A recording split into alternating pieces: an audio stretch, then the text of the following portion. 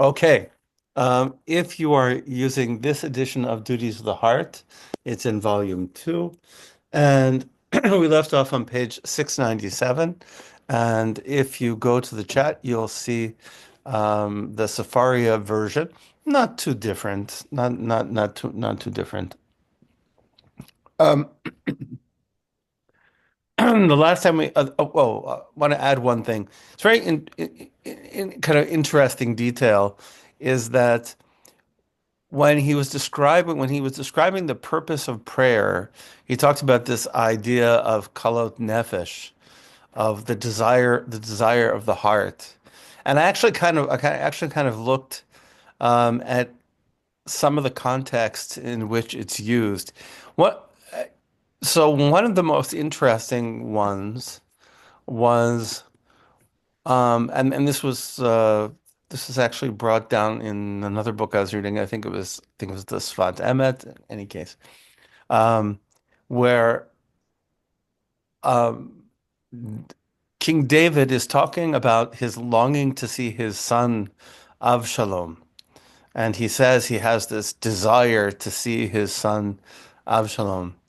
And so I think it was the Sfat Emet was saying that what this kalot nefesh, this desire of the soul, means is kind of a longing for something which feels far away, right? So prayer is a longing for God when God seems far away. I thought that was beautiful and interesting.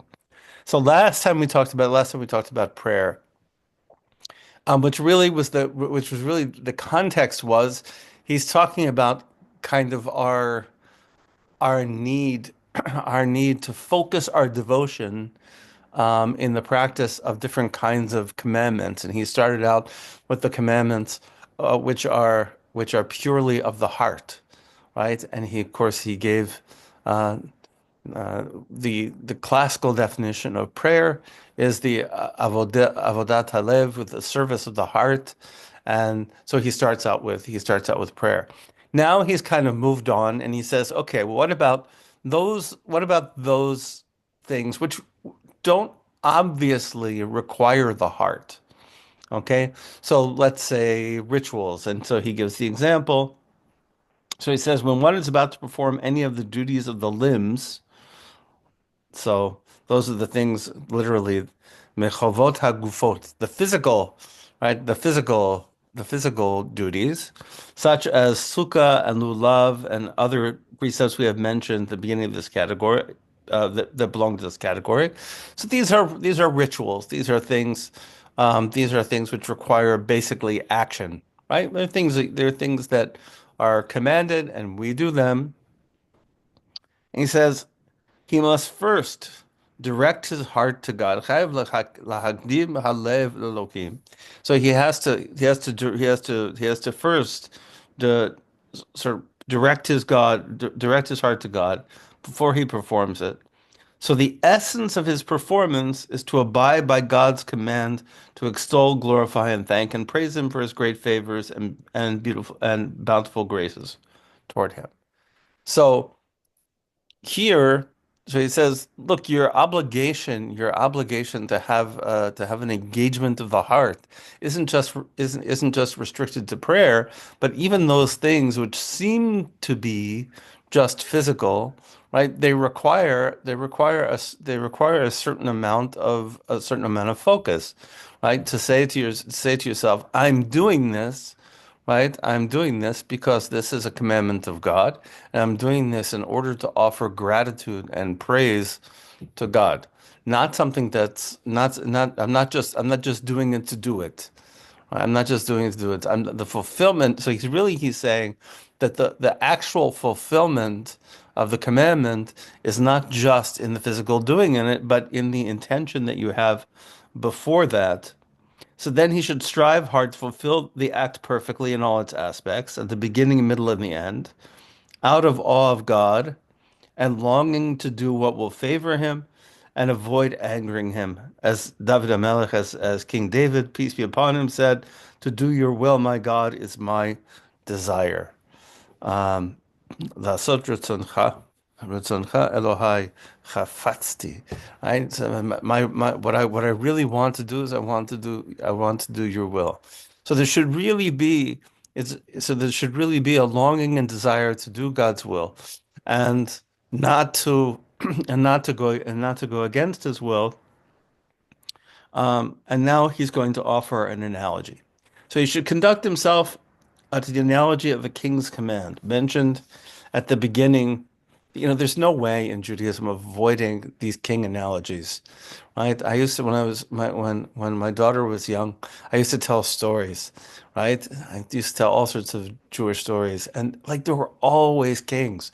And finally, she said to me, she said, "Why do your stories always have kings in them?" I said, "Well, they're Jewish stories." It says we always have kings in our stories. There's always kings. There's always a prince, sometimes a princess, um, but mostly kings and princes. So you should conduct himself according to the analogy of the king's command mentioned at the beginning of this way of making a personal accounting before. Sorry. Yes. Hold on. At the beginning of this ninth way of making a personal accounting before God, and meditated on it always. Okay. So hold on.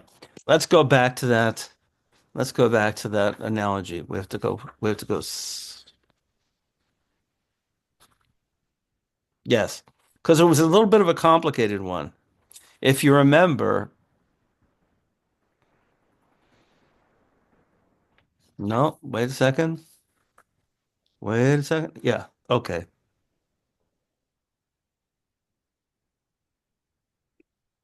Okay. So if you remember at the very beginning, it said, if you were charged by the king to perform a certain task, calling for a physical action, he would spare no effort or energy. There's nothing he would not invest in his performance. If the task called for serious study, reflection, counsel, he would marshal all his attention, discernment, understanding, perception in order to work on it.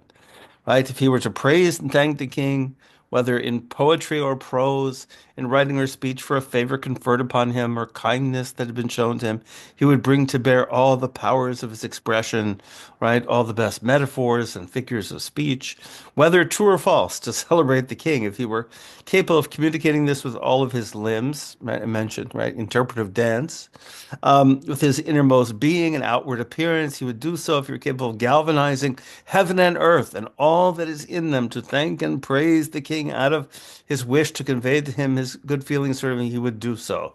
Right. So if the king were to, right, if the king were to give us, we would do it, give us an assignment.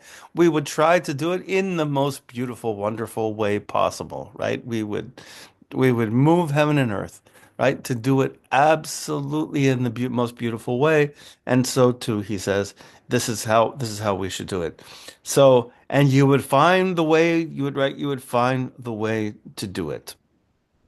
Okay. So now we're number 10, the tenth way of self-examination. He says, so one should reckon with himself. Um, so one should make an accounting with himself that the Creator watches over his outer and inner life. Okay, so he looks at his he says here he's dover kol masav. He says zocher kol masav. He says he remembers everything that he does. Omash oved alibo, and what's going on in his heart and his thoughts that occur to him, um, both good and bad. He should therefore always be in awe of him and endeavor to improve his outer and inner life, for God may he be exalted. So to realize that God observes you both inside and outside. I personally find that I always find that mostly very consoling, right? Very consoling because sometimes my outsides aren't are sometimes less perfect than my insides, and sometimes my insides are less perfect than my outsides. But it's good to know that God sees both of those things, that He sees both my good intentions and and my good actions. She says, let him draw the following analogy. So someone was observing him and always watching his movements, which of course, now that we live in the age of cameras, uh, people are always observing your movements. it's quite remarkable. I've become very conscious of that. But you're observed quite a lot. Um, yes. Um, it would be prudent for him to do any, it says, would it be prudent for him to do anything offensive to this individual? Right. And so you would be very, if somebody was watching you, right, would you want to do something offensive to them? Right. So if you lived in North Korea and they had cameras, right, installed in your house, you probably wouldn't want to spit on the picture of the great leader, because that would get you into trouble. So certainly not if this man has done him a favor or kindness, still less if the man was his master. Now, when it is his creator who watches over him, how much greater is his obligation to be abashed and ashamed before him, to be careful not to defy him, to hasten to his service and win his favor and love. So if we're willing to do that for anybody who's watching us, um, anybody who's watching us, I used to teach boys and girls. I taught I taught in a boys' school in the morning and a girls' school in the afternoon. And I always thought, and the boys were horrible. They were horrible. And the girls were relatively normal, but the boys were absolutely horrible. It was like Lord of the Flies every day.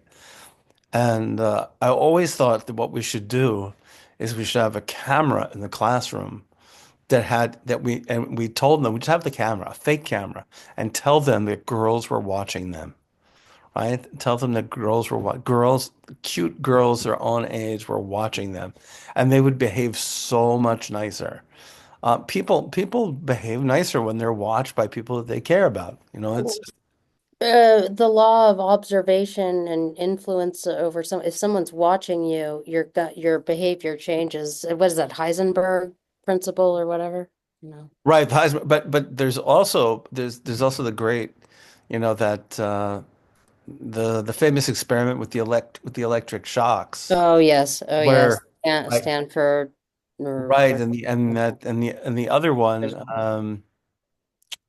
Solomon Ash, also, where when you have a Confederate, when you have somebody who's with you, right, you're much more likely to make the brave choice. You're willing to buck the system if you have somebody who's watching you. Okay. So furthermore, we all know that when we prepare to meet our kings, high officials, or distinguished contemporaries, we adorn ourselves with the finest clothes we can afford, since they will observe our outward appearance, right? So when we go to see the King of Morocco, which I'm sure many of us do often, um, we get dressed up, right? When we go to see somebody who's important, we get dressed up and we try to make everything everything everything beautiful, and we make ourselves up. Um, as it says, for it's improper to enter the king's gate wearing sackcloth, and right. So that was also in the story of Esther, when Mordecai goes to see the king, right? He takes off his sackcloth and they put nice robes on him so he can go to see the king. In the same way, Joseph, right? Pharaoh sent and called for Joseph, and they rushed him out of the dungeon, and he had his hair cut and changed his clothes and came to Pharaoh. So when they took him out of jail, right, the first thing they did, and if you remember, I don't know if any of you remember the Wizard of Oz, right? The Wizard of Oz, before they went to see the Wizard of Oz, right? They were given the treatment, they were cleaned up and they got bows in their hair and all sorts of other things and polished, and in order to go see the Wizard of Oz. So also, similarly, we should adorn ourselves before God with his service outwardly and inwardly, since he observes us on both levels, equally and continually. And imagine now, okay, so that's on the outside, right? So we should and I think this is actually, I mean, I think a literal principle in a certain sense. Like if you're going to pray, right? And you're going to pray, you don't want to be praying in your boxers, your boxers and your wife beater, right? You want to, people use that term anymore? Probably not. In your boxer and your and your undershirt, right? But you want to get dressed, right? You want to get dressed. You want to look nice, right? You should make yourself look good for prayer, right? Prepare yourself, right? Or if you're eating a meal or on Shabbat or whatever the occasion, we'd want to, beautify yourself on the outside, not just because God is seeing you, but also because it changes the way that you think about yourself and you feel about yourself, right? It changes your insides also. Like when we get dressed up and we're looking sharp, right? We can really feel that, right? We can feel what we can we that transforms our kind of inner feeling about ourselves. He says, similarly, we should adorn ourselves for God in His service outwardly and inwardly, since He observes both, right?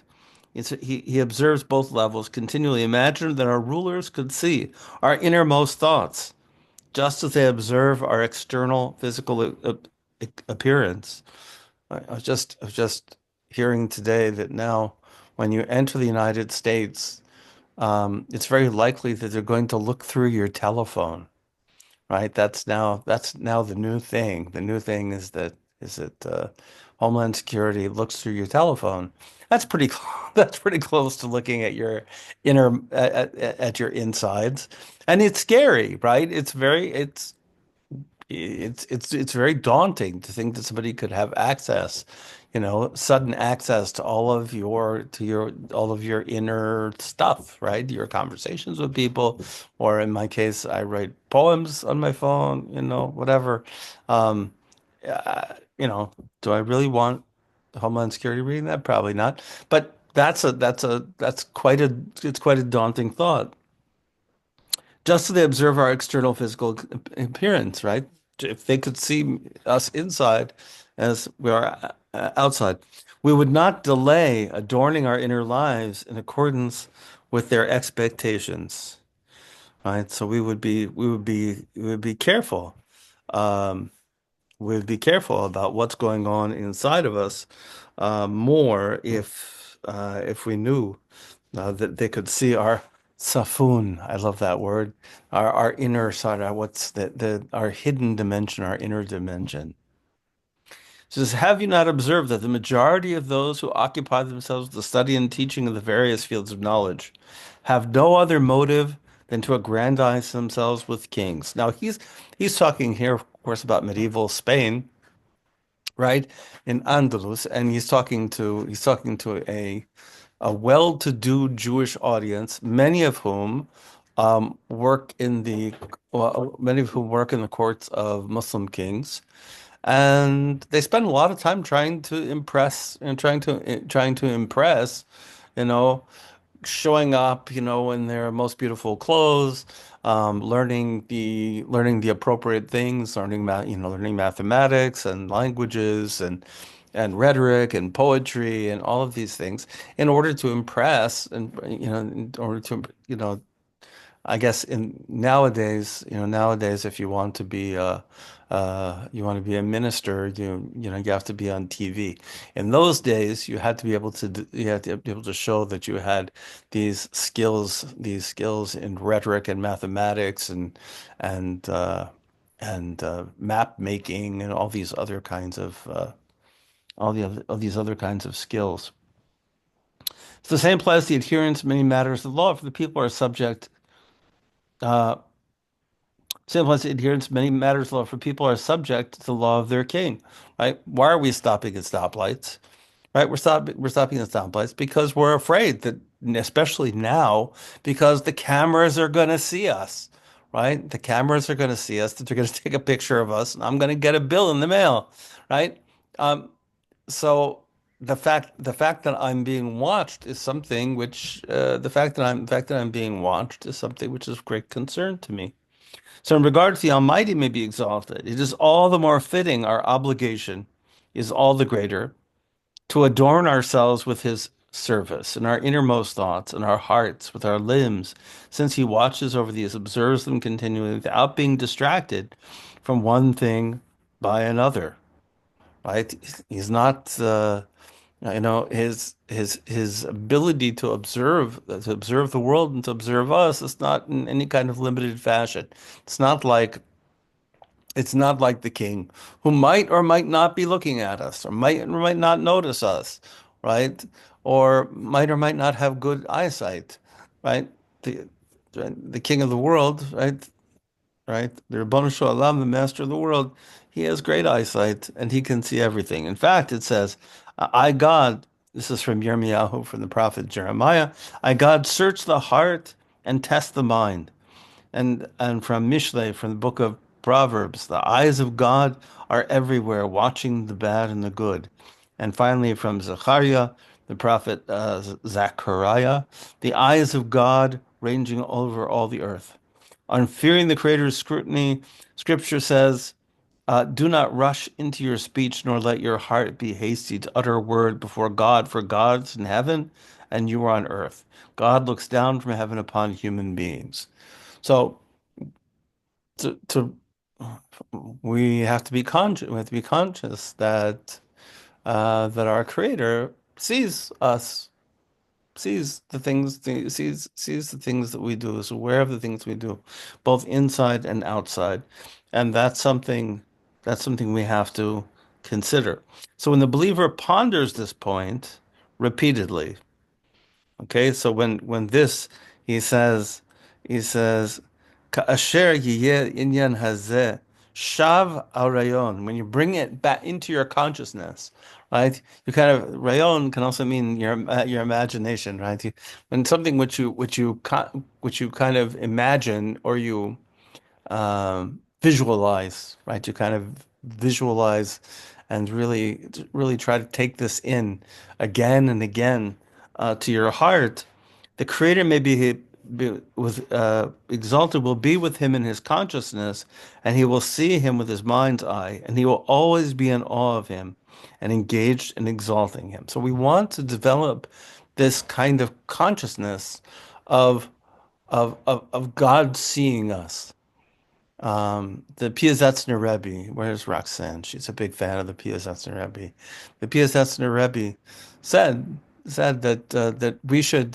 that we should imagine that God is seeing us at all times and that we're seeing God at all times, you know, and that there's this kind of mutual gazing going on at all times, right? Obviously, we don't see God in a physical form. Okay, don't misunderstand. We don't see God in any kind of physical form, but do we have that kind of awareness? So he says we should bring this awareness of God, of God's watching us, of God's observation of us, right? We should bring that to our mind again and again and again until it becomes something which is fixed, um, fixed in our mind and part of our everyday consciousness. Um, He will always be in awe of him and engaged in exalting him. He will be contemplate his works and study his deeds and the government of his creatures, which testify to his greatness, glory, wisdom, and power. And this is, also a big part of it, right? Is the kind of I heard it referred to actually in a recently in a Shia book actually as the art of observation, right? As the spiritual practice of observation, right? The more you're aware that the more you're aware of God's hashgacha, God's control, God's observation of the world, right? The more you become aware of God's presence in the world, the more you're going to see more you're going to be aware of his work in the act of creation, right? In the act of in all the things which are around you, in nature, in the brilliance of technology, or all of these things, um, um, in science, all of these things you're going to see God's presence if you become accustomed to feeling God's presence. So he continues in this course. The Creator will relieve him of his sorrow and quiet his heart of its fear. Which is really, he uses the word here. He says, uh, "Yagia libo mipachdo," right? um, to relieve his heart and quiet his heart of its fear. And it's not just the word fear here is like real, is like the terror of something, the terror of something imminent, of something which is right smack in front of you. This is interesting that he says this because it's I think there's a truth to it that um, that many of us live in a state of fear a lot of the time, right? We live, afraid of a lot of stuff, whether it's sickness, whether it's finances, whether it's government, whether it's, we have all sorts of things to be afraid of. There's never a lack of things to be afraid of. And we have that pachad, he says, that that if we're able to come if we're able to come to peace with the fact that we're being observed by God all the time and to feel his presence and to know he's there with us all the time, then that then that sorrow, that sadness, um, um, that etzev, that's the word, is really sadness, and the fear goes away. It says God will open to him the gates leading to the knowledge of him and reveal to him mysteries of his wisdom. God will oversee his guidance and regimen and not leave him to his own devices and faculties, as it says. And this is from Psalm 23. Right, God is my shepherd; I lack nothing, all the way to the end of the psalm. Right, that um, I'll end up uh, being uh, I'll end up being able to dwell with God, to be able to dwell with God forever, right? At the end of that psalm. So that God will, so when that that willingness to feel God's presence at all times, right?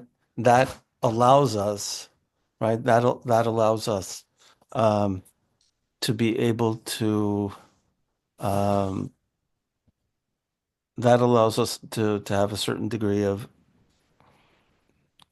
an opening, uh, that allows us to have uh, an opening. Okay, an opening for, and he says in particular for knowledge. He will be on the highest level among the pious and attain the most exalted degree among the righteous. He will see with this one, I remember this. This is an amazing thing. He will see without eyes, hear without ears, speak without a tongue, sense things without senses, and intuit them without reasoning. Right? So this is really that a person. So if a person develops this constant awareness of God, right, by even by just kind of experiencing that feeling of being observed. And if you meditate on that and you bring it to you, right, it opens up this state, right? It opens up this state where you'll be able to see without eyes, hear without ears. So it opens up your intuition. It opens up your sensitivity to a kind of spiritual way of knowing the world. It's quite remarkable. It says nothing about his condition will dissatisfy him. He will desire to be in no situation other than the one chosen him for the creator by the Creator. Like, this is a very how many times, right, do we ask ourselves, why us? Why do I have to go through this? I wish that, if I would have, I should have, I could have, right? This sense of dissatisfaction with our situation, that somehow or another, really, it should be different, right? So I say that the person who comes to this kind of knowledge, really, person who comes to this kind of knowledge comes to the point, comes to the point where they realize that it's all okay, right? That there's no reason to wish or want something else besides what it is that you have. No, this is not This is not easy necessarily, right? This is not easy stuff. Um, he says he will link his will to God's will, his love to God's love, loving what is beloved to him and loathing what is loathsome to him. So to the point where it comes to the point where one's will is not different from the will of God. Um, of one like him, the wise one always refers to King Solomon, said, "Happy is the man who listens to me eagerly at my gates every day, waiting by the posts of my doors, for he who finds me finds life and finds favor before God."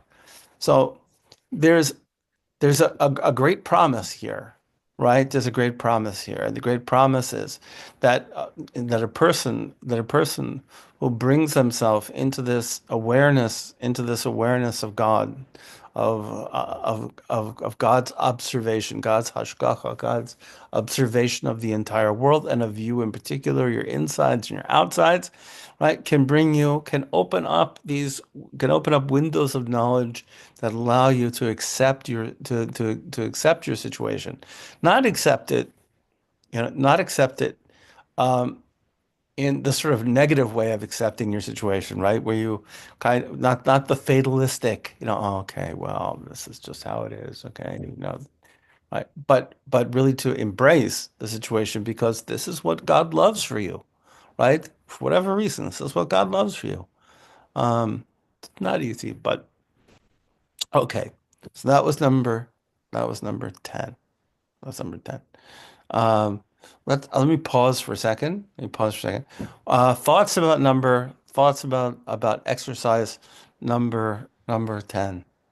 This awareness of observation that God observes your insides and outsides. Thought? Well, so I'm just curious about like I'm confused about is that bringing comfort? Because then what comes to mind is that concept of scrupulosity and where you're just like so overwhelmed and not doing the right thing by virtue of, so I mean, I don't know. Is it supposed to be what is this feeling that's supposed to be had that I don't. That's a very good point. So so just for you for you scrupulosity, we use the word scruples or scrupulous, but scrupulosity was a kind of medieval disease. I'm sure it's not just medieval disease. I guess probably it's now would probably call it like a religious OCD, um, a religious obsessive compulsive disorder with lots of religious overtones, in which people would become obsessed with their own religious lives and would feel a perpetual state of impurity or guilt. And it was really, really, really hard for people. I mean, it was really, really, really hard. And I think continues to be. People suffer from this. And that would be the dark side of this instruction. I mean, I think that is the dark side of this instruction. You know, um, if you were to take this instruction in an unhealthy way, I think you could end up with scruples. And yeah, I think that's a good point. I have to think more about how you would do this in such a way that it's not so that you're not in danger of that. I feel like there must be something in the process that you can do to kind of avoid that pitfall, but definitely that is a pitfall. Yeah, well, thank you. Thank you for puzzling over it with me too, because I'm like, how can we feel this way without being so um inundated with our own, or am I doing it right? Is this okay? And being just hyper vigilant about everything. Then that takes away from Right. from That's a yeah. killer, Right. I mean, I Yeah. think that that's so that is also it's also a very dangerous obstacle Mm-hmm. because that can totally paralyze you. Roxanne? Um, I actually, my aunt, my mother's only sister, is had what I would call as scrupulosity. In fact, I remember one of the first times I attended this thing, you actually mentioned it, and I had never heard of it before. And so she had as a child, she had tuberculosis and she had some physical like sequelae, like long lasting things from that. But she wanted to go into the monastery, but she couldn't because she was physically not able to. And she lived a very Spartan life. She like almost starved herself. And whether that was like a medical condition that prevented her from digesting food, whatever. But she actually, I wouldn't classify her as being like neurotic or even unhappy. I think she was just happy in her life, and her whole life was just being like religious. And she walked like in the very cold winter like an hour every day as long as she could in her life. She weighed like 85 pounds. Okay, she was like nothing. And she walked to the old people's home that was run by the Grey Nuns, and she would like feed everyone, and every time someone gave her money she would like give it away. She wore skirts, and she like was very modest and stuff. And she just, it was like, if that's probably how she would have lived, if she would have been able to physically able to be like in the monastery. So like, I don't know, was she unhappy? I'm not sure. I think she just lived her best life.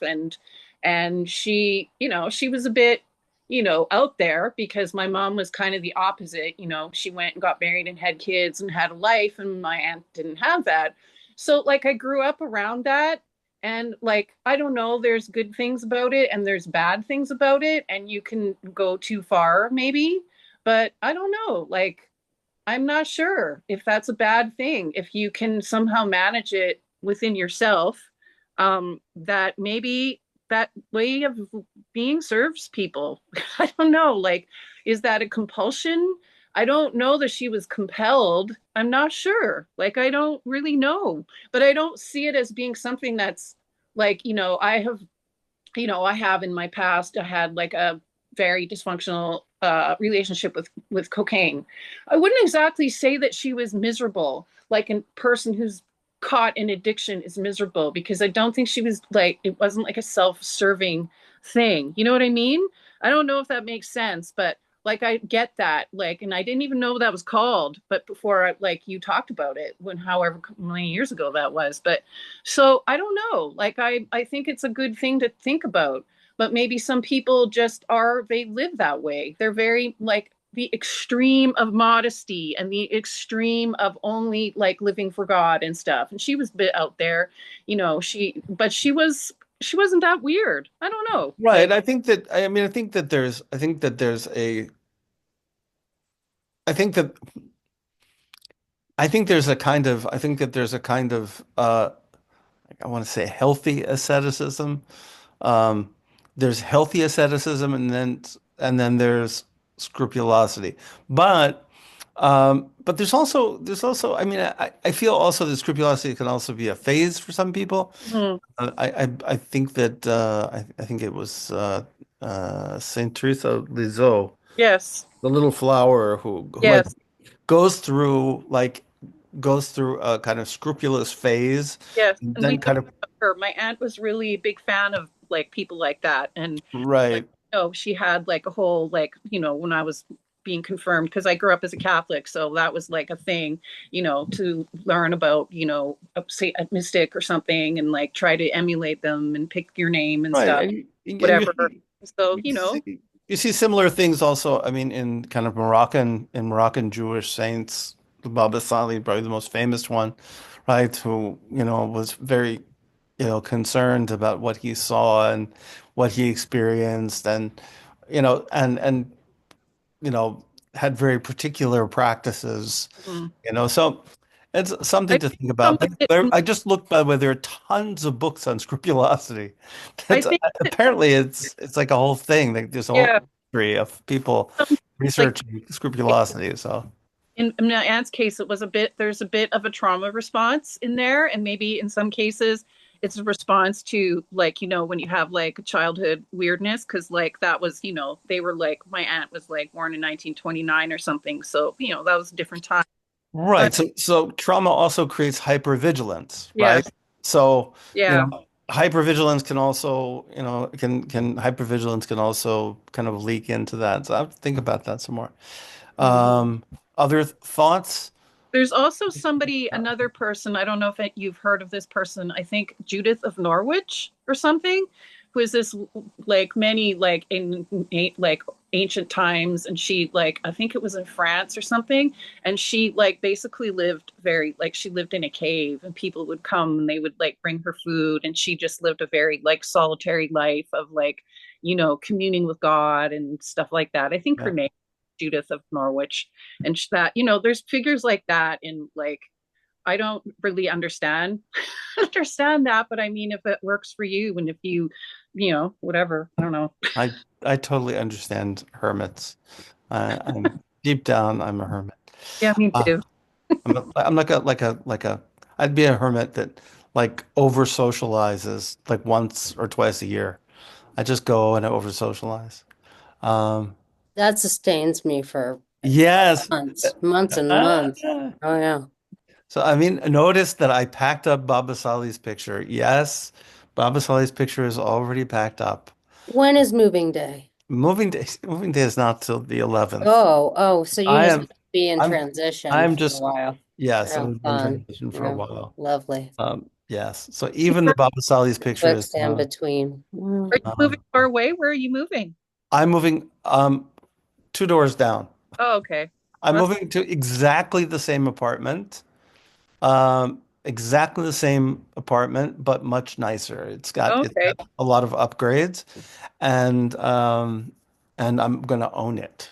Woo, Yes, so good for because this paying you. rent thing, That it will be worth it. The yeah, rent thing is out of control. It's just yeah. into the void. Good for you. I Good feel for like you. I'm just flushing the money. And it's like buying a luxury car every year and driving it off a cliff. Hmm. Okay. So I'm going to wish everybody, I'm already late, so I'm going to wish everybody a beautiful week. I hope I see you on Monday. Um, and Bezrat Hashem, everything will be good. If anybody has questions, thoughts, comments, if you're too shy, just send them to me and I'll be happy to respond. Okay, bye. Bye. Thank you. Bye.